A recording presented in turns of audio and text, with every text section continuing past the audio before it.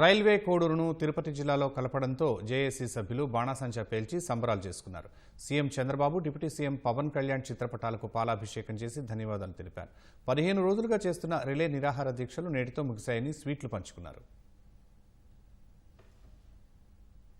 గత 17 రోజుల నుంచి రైల్వే కోడూరు యొక్క మనోభావాలతో అన్ని రకాల ప్రజలు చేస్తున్నటువంటి ఈ యొక్క నిరసనను ప్రభుత్వం గుర్తించి గౌరవ ముఖ్యమంత్రి చంద్రబాబు నాయుడు గారు మరియు ఉప ముఖ్యమంత్రి పవన్ కళ్యాణ్ గారి ఆధ్వర్యంలో జరిగినటువంటి కేబినెట్ సబ్ కమిటీ సమావేశంలో రైల్వే కోడూరు సాక్షాత్తు కలియుగ వెంకటేశ్వర స్వామి పాదాల చెంత తిరుపతిలో కలుపుతున్నందుకు మేమందరం చాలా ఆనందంగా ఉన్నాం.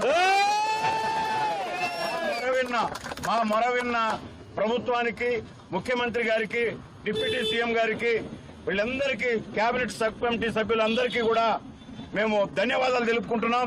ఈ రోజు ఎంతో సుదీర్ఘం. మన ముఖ్యమంత్రి చంద్రబాబు నాయుడు గారు మరియు పవన్ కళ్యాణ్ గారు తీసుకున్న నిర్ణయానికి కోడూరు ప్రజలందరూ హర్షిస్తున్నారు. ఎంతో కాలంగా కోడూరుని తిరుపతి జిల్లాలో కలపాలని మన కోడూరు ప్రజల ఒక కోరిక. ఈ రోజుతో అది తీరింది. So thank you Chandrababu Naidu గారు, థ్యాంక్ యూ పవన్ కళ్యాణ్ గారు.